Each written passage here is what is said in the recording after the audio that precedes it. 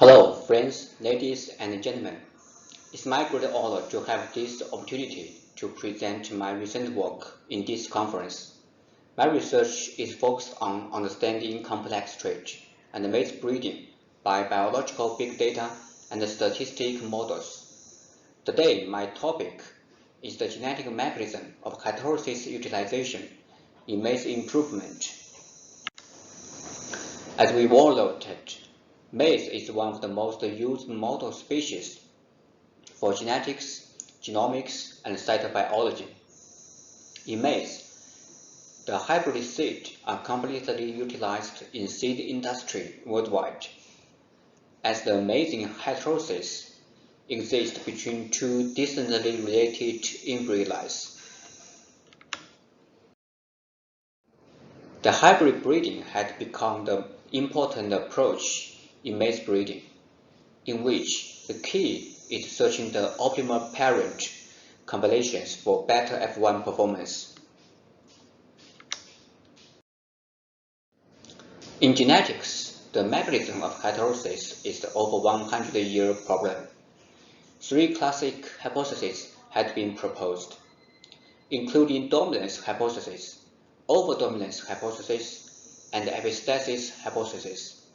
Most following studies supported one of these hypotheses based on quantitative methods, but there are very few studies on the relations between different hypotheses. Recently, one interesting work found that several key genes had dosage-sensitive epistatic interactions that contribute to the heterosis in tomato. To understand the maize heterosis patterns, we developed a large synthetic population by crossing 24 founder inbreed lines following a well-designed scheme, which fully considering the genetic diversity and the breeding perspectives. The breeders always complained that the geneticists always use the materials for the study what they never use for breeding. So the 24 founders were selected from the 3 Chinese heterotic groups and were the parents of widely used commercial hybrids in the past 2 decades. All the cubic lines, including the parents and the progenitors, were sequenced and over 11 million high-quality steps were obtained for the following analysis. They are all grown in 5 locations across China in the year of 2015 and 2016. 23 agronomic and yield traits were phenotyped and over 1 million data points were collected. We treated the whole cubic lines as female lines and were crossed with 30 independent, diverse embryo lines as males. The design is that we actually made nearly 9,000 hybrids and collected the phenotype in the field and tried to predict the phenotype of the remaining 34,000 potential hybrids. To do this, we hosted a genomic prediction competitions as Maize Challenge in 2017. Then we built a quantitative model for predicting hybrid performance, collaborated with the Maize winner. The 3 years independent field data proved the high prediction accuracy. Based on empirical and simulated data, we also found that GS-assisted GWAS can largely improve the detection power for the low genes as it enlarged the population size.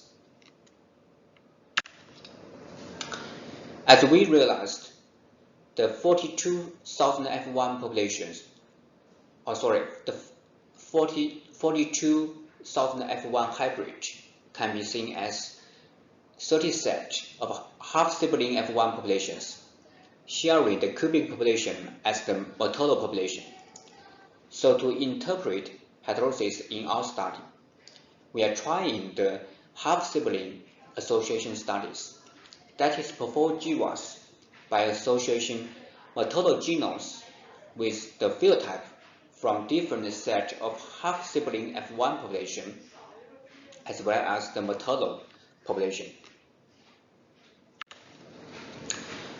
By comparing results from half-sibling GWAS, we can discover 3 types of QTL patterns.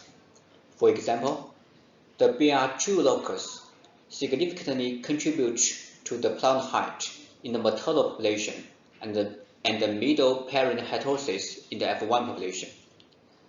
And the BRD1 locus influenced the plant height in both maternal and F1 populations.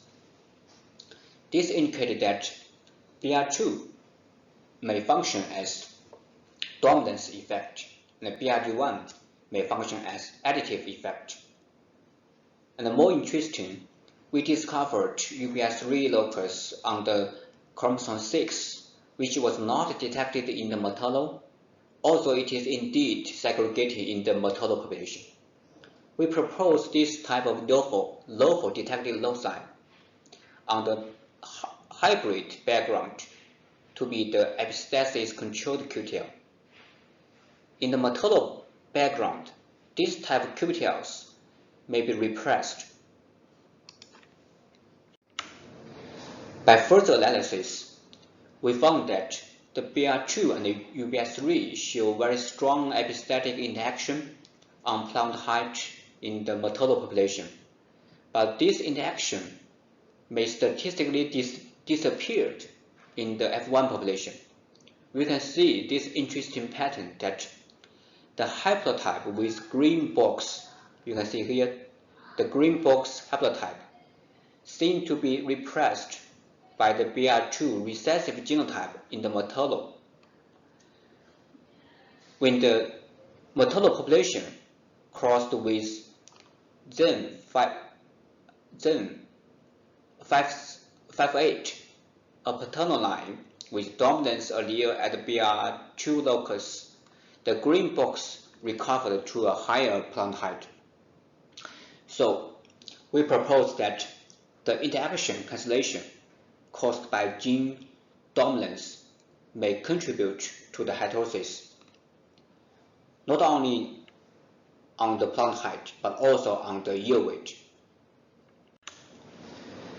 When we compared 3 traits with weak, mediate, and strong heterosis, that means the flowering time, the plant height, and the yield weight, we found that the heterosis level is highly related to this epistasis cancellation in the hybrid. Finally, we found that the detected epistatic control loci are not likely shared across half-sibling populations. This indicates that the reason why different parents had different spatial combining ability, the different males may have different dominance genes for cancelling the interaction in the maternal populations. So I want to make a brief summary for my talk. We developed a large-scale Maize F1 population for the heterosis study, which should be a valuable resource for the community and the breeding. In our study, we proposed the Maize heterosis may be due to the cancellation of a repression interaction through crossing 2 genomes. So we do appreciate the valuable work from all the collaborators for this project. Thank you very much. That's all.